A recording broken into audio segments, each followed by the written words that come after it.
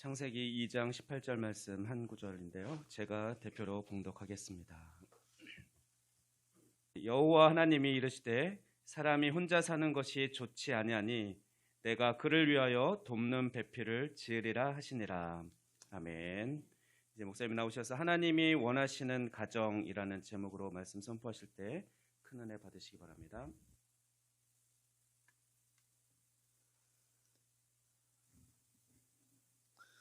올 가정의 달을 맞이해서 계속적으로 가정에 대한 말씀을 선포하고 있는데 오늘은 마지막 시간입니다.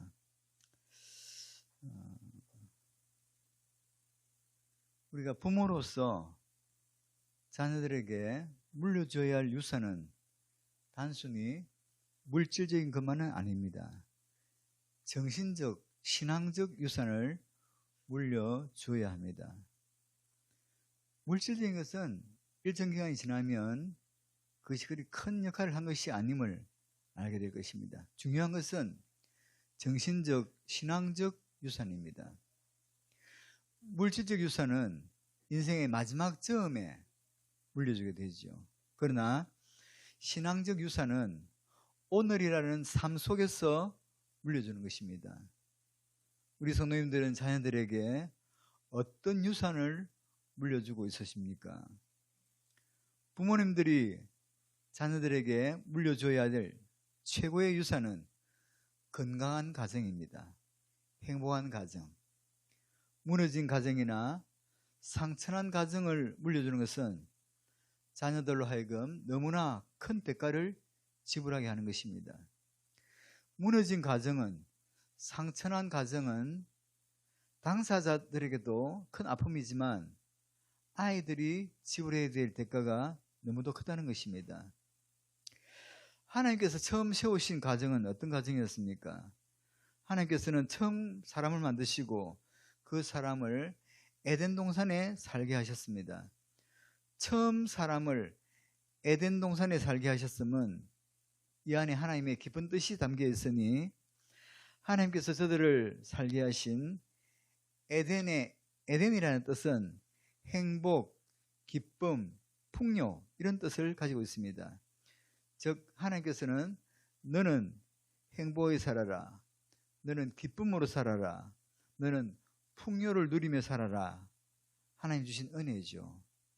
이 행복과 기쁨과 풍요는 마땅히 우리의 가정들이 누려야 할 축복인 것이죠. 하나님께서 이 에덴에 처음 사람을 살게 하시고 그 처음 사람에게 제일 먼저 선물로 주신 것이 가정입니다.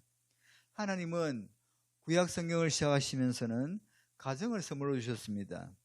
또 하나님은 신약 성경을 시작하시면서는 교회를 선물로 주셨죠. 가정의 축복은 사람이 사람으로 살아가면서 누구나 누려야 할 가장 기본적인 축복입니다.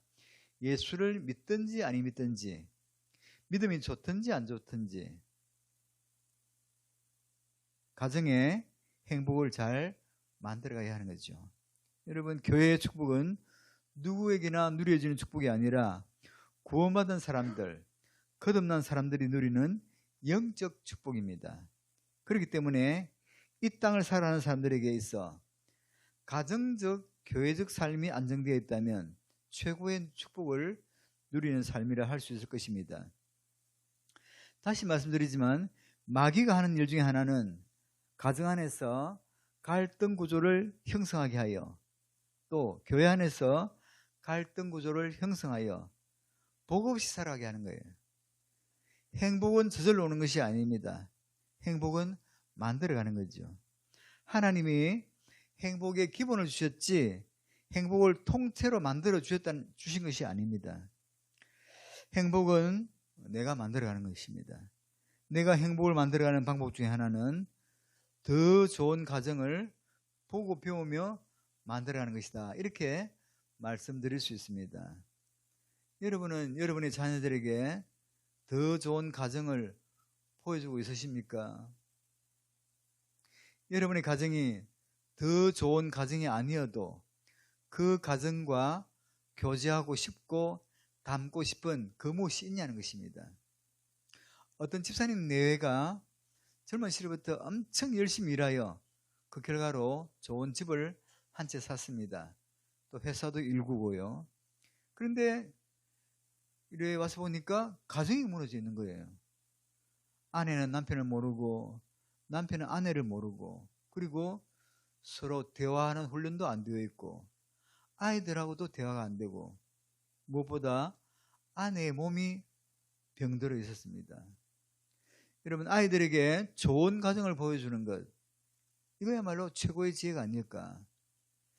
우리 주변에 정말 좋은 가정이 있으면 그 가정을 살살 꼬셔서 그 가정과 함께 여행을 가십시오. 그래서 1박 2일이나 2박 3일 여행하면서 그 가정을 배우게 하는 거죠. 이것은 굉장한 지혜예요. 우리 가정을 울타리 안에 숨겨두고, 이게 아니라 남편이 아내에게 어떻게 하는가, 아내는 남편에게 어떻게 하는가, 부모가 자녀에게, 자녀가 부모에게 어떻게 하는가, 이것을 보여주는 것은 굉장한 지혜이고 또 가치거든요. 그래서 좋은 가정이 있거든 여행 가자고 꼬시세요. 경비는 반절씩 대기를 하고. 자, 여러분의 가정은 어떤 영향을 받았습니까? 지난날 많은 상처가 있었다 해도 교회 공동체 안에서 좋은 가정을 보고 그 가정을 닮으려고 해야 합니다. 그래서 가족이 교제권을 형성할 때도 따로따로 교제권을 형성하면 나중에 반드시 문제가 생겨요. 가족이 함께 교제권을 형성해야 합니다. 그런데 이 가족이 함께하는 교제권이 형성되지 못했다면, 부부가 함께하는 교제권이 형성되지 못했다면, 그리고 못한 채 개인적으로만 교제권이 형성되어 있다면 그것은 좋지 못한 결과를 가져오게 되는 것입니다. 배우자가 함께하는 교제권, 가족이 함께하는 교제권, 이것은 행복의 기본입니다. 어떤 가정이라도 가족이 함께하고, 아이들 학원 하루 안 보내면 어때요? 함께 방문하여 함께 교제하고, 이렇게 소중한 자산을 물려주는 것. 여러분은 가족과 함께하는 시간이 그 아이들에게 추억을 남겨주는 시간을 갖고 있습니까? 요즘은 정말 다 따로따로 놀면서 함께하는 시간들이 너무 없어요. 옛날에는 해가 지면 함께 다 잠드는 거예요. 아침에 동트면 할아버지 기침 한마디에 다 일어나서 함께 밥 먹고 이래 되는데, 그래서 그 밥상머리에서 교육이 되고 이래 되는데, 지금은 뭐 따로따로 들쑥날쑥 출근 시간 다 다르고, 뭐 또 퇴근 시간 다르고, 지침하는 시간 다 다르고, 다 달라요. 그래서 저희도 딸네 집에 가면 잠자는 시간이 다른 거예요. 우리가 한 10시 되면 자야 되는데 얘들 2시, 3시에 자네. 그리고 또 아침에 또 일찍 일어나서 밥 먹으러 하는데 애들이 자고 있으니까 딸가락딸가락 소리 내기도 그렇고 아니 이게 야 맞더라고. 그래서 은퇴하면 우리 집에 오세요 하는데 가기가 지금 쉽지 않겠다 싶어요.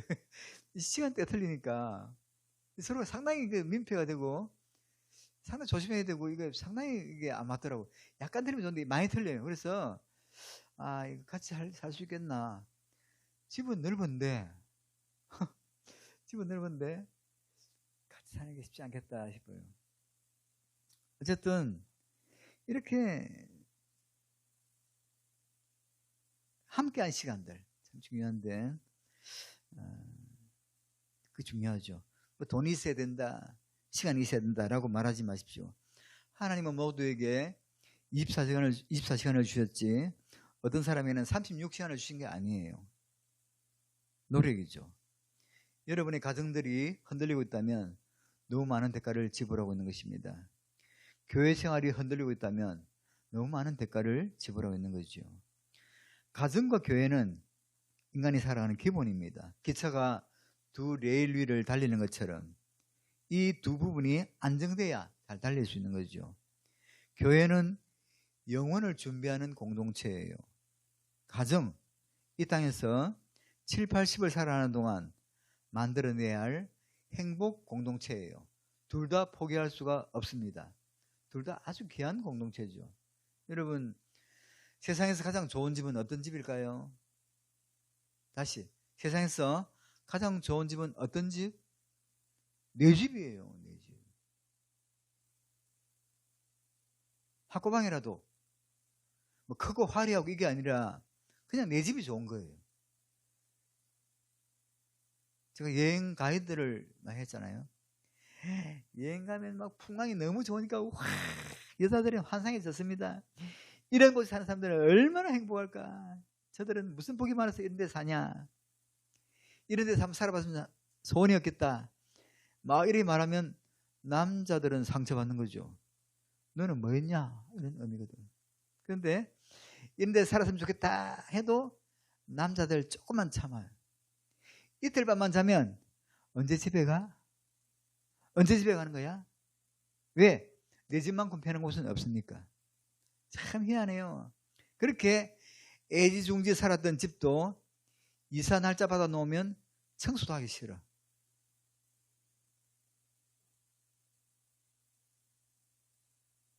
내 집이 세상에서 제일 좋죠. 교회도 세상에서 제일 좋은 교회는 어느 교회예요? 내 교회. 크든 작든 아무 상관없어. 내 교회는 그냥 좋은 거예요. 이 부분에서 흔들리면 안 돼. 여러분, 세상에서 제일 좋은 남자는 어떤 남자요? 내 남편. 내 남편이 최고야. 아멘이 별로 없는데 세상에서 제일 좋은 남자는 누구? 내 남자. 내 남편. 이게 자꾸 믿음으로 고백되어져야 정상인 거예요. 조금 낯이 뜨거긴 하지만 세상에서 제일 좋은 목사님은 누구? 내 목사님. 더 좋아서 우리 목사님이 좋으면 반드시 더 좋은 목사님 나타나면 그리로 가게 돼요. 세상에서 가장 좋은 교회는 내 교회이기 때문에 그래요. 여러분, 가정을 잃어버려봤습니까? 가정. 가장 평안하게 들어갈 집이 있다. 가장 편안한 모습으로 예배 드릴 곳이 있다. 그러면 세상에서 가장 소중한 축복 아닐까? 저는 여러분이 평생에 주님 나라 가는 그날까지 나는 참 복받은 사람이구나. 그 은혜를 되새기며 살 수 있기를 주님의 이름으로 축원합니다. 저도 한때는 강박관념이 있었어요. 우리 교회를 더 좋은 교회로 만들어야 된다. 그래서 우리 교회를 더 좋은 교회로 만들면 우리 성도들이 행복할까? 어느 날 보니 아니더라고. 내가 부족하고 성도들도 부족한데 비교 속에서 더 좋은 교회는 없다는 것을 알았어요. 부족하지만 목사가 허물이 있지만 성도가 허물이 있지만 가정에서도 부모가 허물이 있지만 엄마 아빠 불러주는 아이들이 있어서 행복한 거죠. 문제는 교회와 가정이 저절로 행복해지는 것이 아니라는 것입니다. 교회와 가정을 지켜내는 것은 처절한 영적 싸움이라는 거죠. 교회와 가정의 공통점이 있습니다. 교회와 가정의 공통점은 먼저는 내 선택이 아니라는 거예요. 이 땅의 모든 공동체는 살아가다 보면 선택의 여지가 있어요. 아, 이 사람은 좋은 사람이구나. 사귀면 좋겠다. 어떤 교제권을 형성하고 또 저 사람은 좀 안 됐으면 좋겠어. 근데 정말 중요한 것은 가족은 내 선택이 아니에요. 여러분이 부모를 선택했습니까? 가족이 가문을 선택했습니까? 자녀를 선택했어요? 아니요. 심지어 부부도 그래요. 부부도 내가 배우자를 선택한 것 같지만 사실은 내가 선택되어졌다는 말이 사실이 아닐까 싶어요. 부부의 만남은 하나님이 맺어주셨다. 이 부분을 잊으면 안 되잖아요. 절대로 내 선택이 아니에요. 그런데 절대 선택이 아닌 가족관계를 선택으로 접근할 때 문제가 생겨요.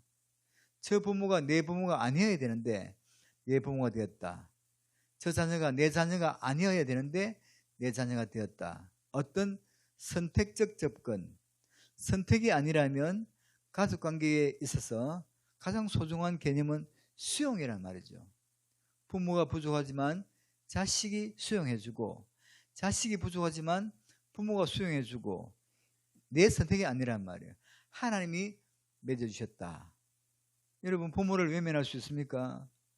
가족을 외면할 수 있습니까? 선택이 아니에요. 선택은 비교해서 선택이 되잖아요. 결혼 서약을 보면 선택이 아니에요. 수용이란 말이에요.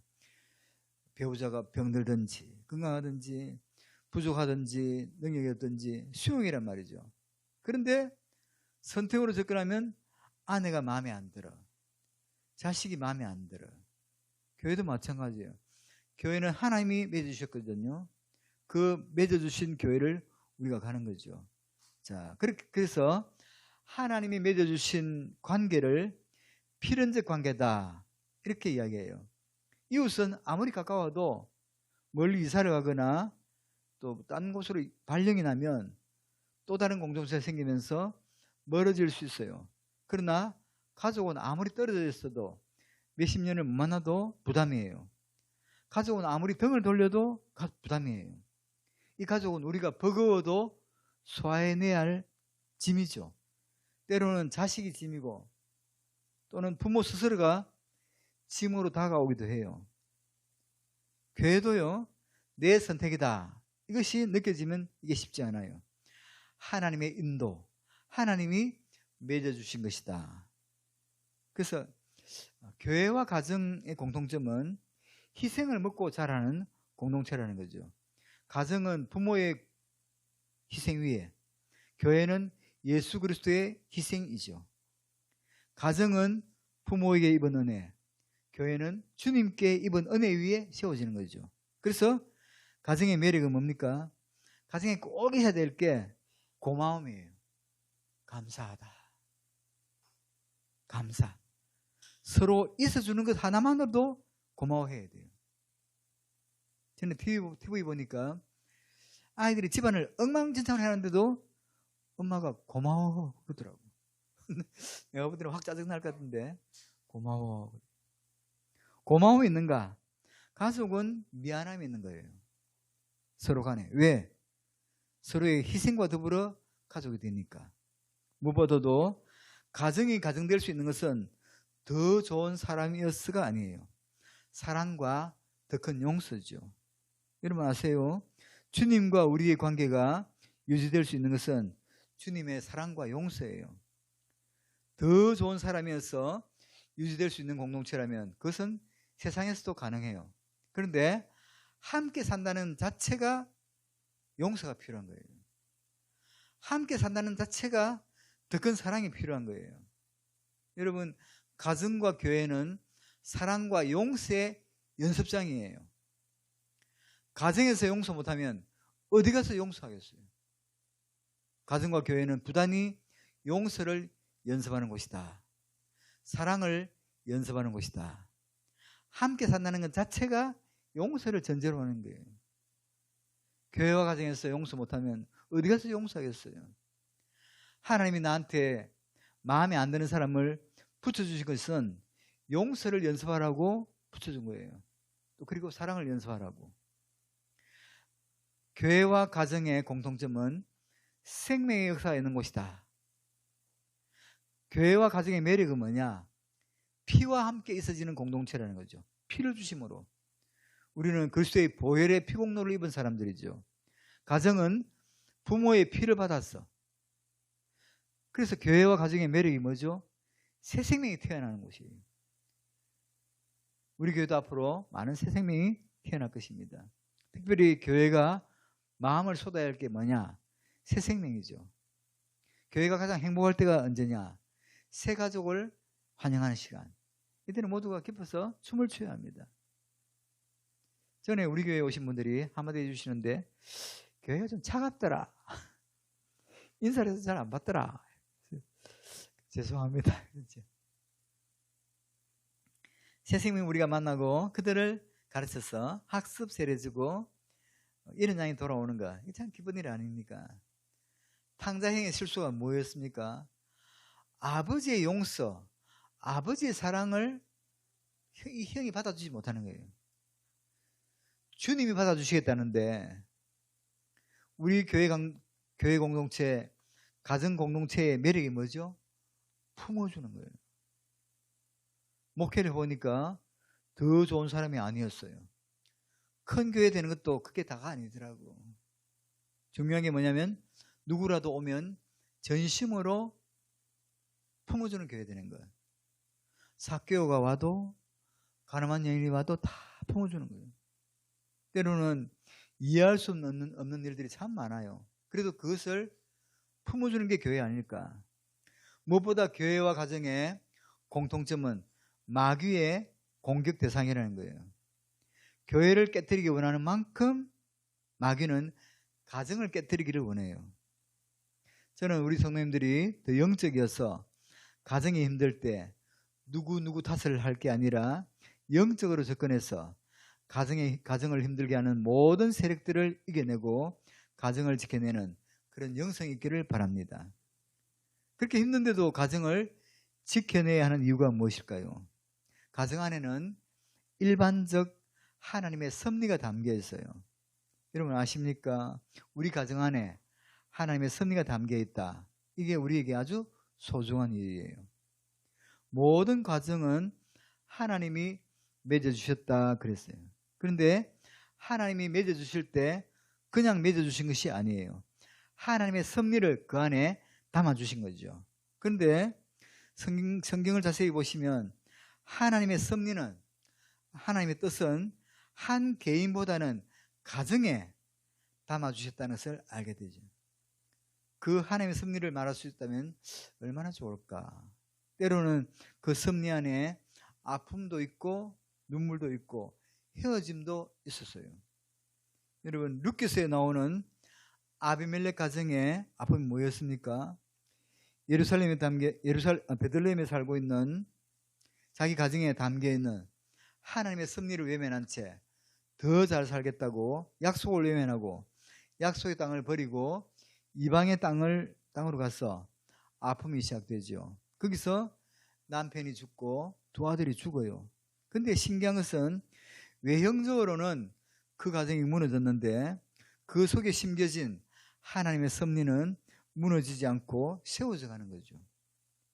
주의 이름으로 바라옵기는 우리 가정에 하나님의 섭리가 담겨 있다고 믿는다면 잘하니 못하니 이런 비교로 접근하는 게 아니라 하나님의 섭리를 말하고 하나님의 섭리를 꿈꾸는 그런 가정이었으면 좋겠다 싶어요.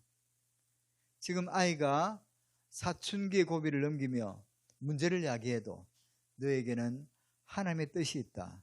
너에게는 하나님의 섭리가 담겨 있다. 이런 영성이 부모에게 있어야 되지 않을까. 모세의 어머니를 보십시오. 모세가 40세까지 애굽의 궁궐에서 살았는데 그런데 어머니는 그 아들에게 젖을 먹이면서 끊임없이 모세에게 심어줬던 게 뭐죠? 너에게는 사명이 있어. 200만 명이 지금 애굽에서 종살이 하고 있는데 이들을 건져내야 될 사명이 너에게 있다. 그래서 모세의 제일 처음 사명이 뭐죠? 내 백성을 건져내는 거예요. 그 사명감을 어머니가 심어준 거죠. 그냥 평범한 어머니처럼 너 왕되어라. 어쨌든 출세해라. 이게 아니라 그가 출세하든 안 하든 그의 가슴에 분명한 하나님의 섭리를 일러준 거예요. 그래서 여러분 중에도 남편이 교회를 나오지 않아도 그 남편에게 하나님의 섭리를 넌지시 알려주는 지혜. 어떤 교회에서 등록받으면서 남편은요? 그러니까 안 나와요. 그럴 줄 알았는데 그분 말씀이 아직은 못 나오고 있어요. 그 말은 앞으로 그가 나올 수 있을 가능성이 있다는 거죠.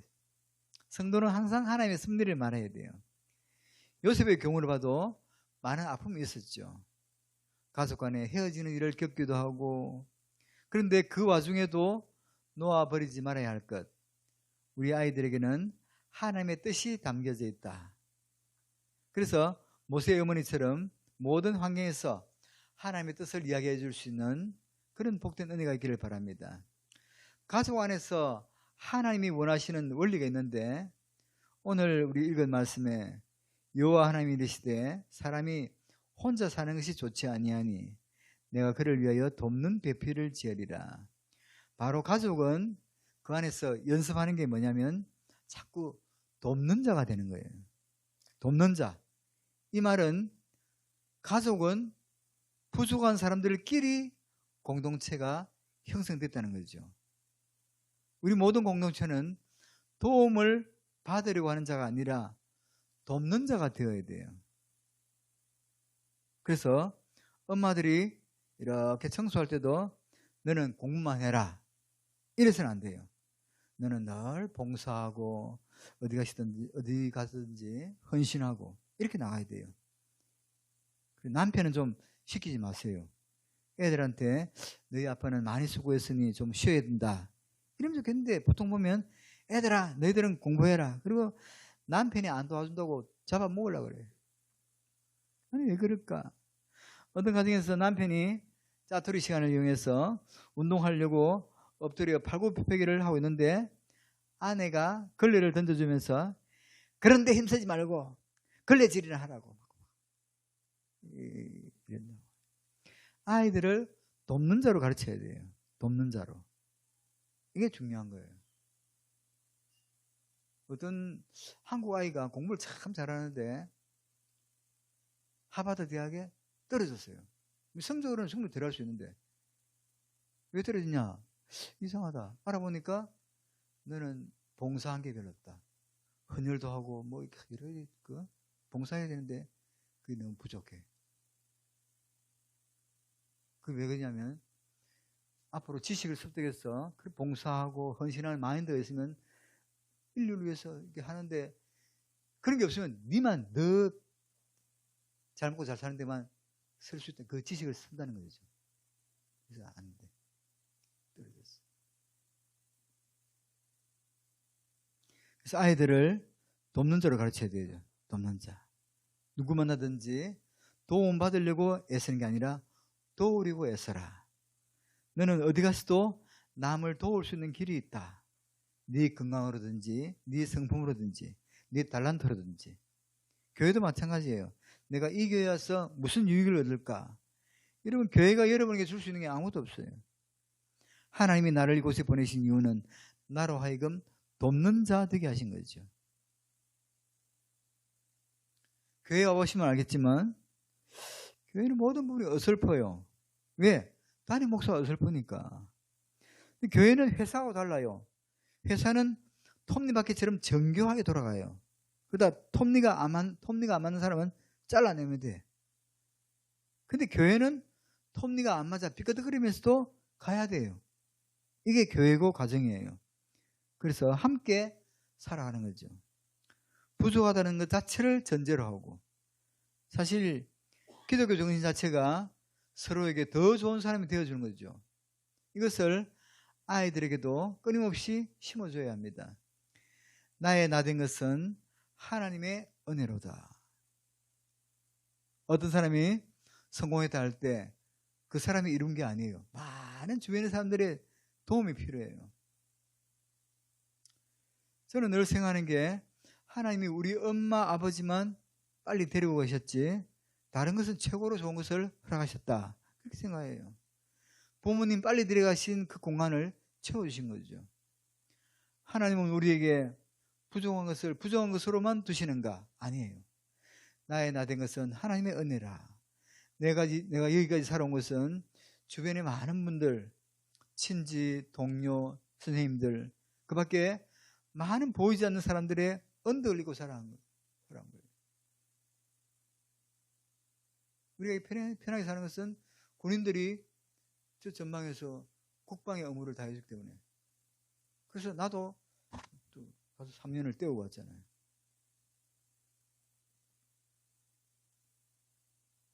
근데 자녀들을 망가뜨리는 게 있는데 어떤 책에 이렇게 하면 자녀를 망가뜨릴 수 있습니다. 그 내용이 갖고 싶은 건 다 주어라. 부모가 전능자가 되어라. 그러면 아이는 자라서 온 세상을 자기 것인 줄 알고 살 것이다. 이거예요. 여기서 배워야 할 게 뭐냐면 부모가 자녀에게 전능자여야 할 필요가 없다는 것. 줘야 할 것을 못 줬다고 눌리지 말라는 거예요. 저는 예수님이 참 매력적인 게 예수님은 하신 일보다 안 하신 게 더 많다. 그래요. 왜? 그렇게 다 해준다고 돕는 게 아니니까. 전능자인 그분이 다 안 줘. 살아보니까 가정에서도 마찬가지더라고요. 자식이나 아내에게 가장이 전능자가 될 필요가 없다는 거예요. 내가 못해준 것 때문에 기죽을 필요가 없어요. 어떤 집사님 부부가 세탁소 하면서 힘겹게 살아가는데 아이들이 해달라는 거 다 못해줘. 근데 어느 날 아들이 엄마가 우리에게 이렇게 안 해주고 안 사주려면 우리를 왜 낳았어? 하고 달라들어요. 그러면 보통의 부모들은 그래 엄마가 죄인이다 뭐 이래 나오죠. 막 상처받아야 되잖아요. 우리 이렇게 안 해주려면 왜 우리를 태어나겠어? 근데 이 엄마는 아주 신앙이 제대로 된 분입니다. 엄마가 아들을 딱 노려보면서 이렇게 말했다는 거예요. 야, 이 새끼야. 네가 우리 집에서 태어났으니까 술 냄새, 담배 냄새 안 맡고 살아가는 거지. 너 지금 다른 집에 태어났으면 맨날 담배 냄새, 술 냄새 쩔어서 너 폐암 걸리기 일보 직전일 거다. 너 우리 집에서 태어났으니까 천국을 예약하고 살아가는 복을 누리지. 네가 다른 집에 태어났으면 네가 예수나 믿을 놈이냐. 그러니까 아들이 꼬리를 내리면서 그건 그렇지만 이러더래. 엄마의 당당한 모습인 거예요. 진짜. 내가 못해줬어. 이렇게 눌리지 말고 중요한 게 있어요. 내가 못해준 것 때문에 눌리지 말고 그 부분은 하나님이 채워주세요. 그 책에 이런 말도 있어요. 나쁜 말 하고 싶은데 다 하게 해라. 나중에 성장해서도 지하고 싶은 말 다 하고 살다가 불행해질 것이다. 언어를 절제하는 훈련을 시키라고 하는 역설적 교훈이죠. 감정을 조절할 줄 아는 사람으로. 저는 살아오면서 배운 게 있어요. 세상에 일방적인 것은 절대로 없다. 한 사람한테 서운하면 또 다른 사람한테 서운함을 똑같이 받고 있어요. 여러분 A라는 사람을 싫어해 보셨습니까? 똑같이 그 사람도 여러분을 싫어해. 일방적인 것은 절대로 없더라고요. 그래서 내가 먼저 용서하고 내가 먼저 사랑하고 내가 나를 내려놓고 먼저 다가가는 것, 이게 성숙한 어른의 모습이죠. 자녀를 망가뜨리는 방법은 영적이지 못하게 하라. 인간적 필요만 강조하고 영적인 필요를 둔감하게 하라. 여러분 더 좋은 환경, 더 좋은 조건 아니에요. 그걸 뭘 보고 알 수 있냐? 구약의 사무엘 상하에 보면 한나가 아이를 17년 동안 낳지 못해요. 그러다가 기도로 사무엘을 낳았어요. 얼마나 귀한 아들입니까? 그런데 그 아들이 성장한 배경이 뭐죠? 최고로 무능하고 나쁜 목사님 엘리, 그리고 친구라고는 그 악명 높은 홈리와 비느하스, 그 틈바구니에서 사무엘은 훌륭하게 성장해요. 어떻게? 어머니의 기도죠. 더 좋은 환경이 아니더라고. 더 좋은 조건이 아니더라고요. 여러분 주의 이름으로 바라옵기는 이 가정의 달 5월 여러분 가운데 혹시 외면했던 가족이 있다면 주님의 심정으로 돌아보는 복된 은혜가 있기를 바랍니다. 기도하겠습니다. 사랑과 은혜가 풍성하신 하나님, 이 아름다운 가정의 달에 우리의 가정들을 살펴보게 하심을 감사드립니다. 우리 모두는 하나님께서 허락하신 교회와 가정 공동체를 건강하고도 소중하게 세워나갈 수 있도록 도와주시옵소서. 이 교회와 가정 공동체 속에서 서로 사랑하는 법을 연습하게 하시고 용서하는 연습을 게을리하지 않도록 인도해 주시옵소서. 또 서로 돕는 자 되어 아름다운 교제권을 형성할 수 있도록 주님께서 온전히 인도하여 주시옵소서. 예수님의 이름으로 기도드리옵나이다.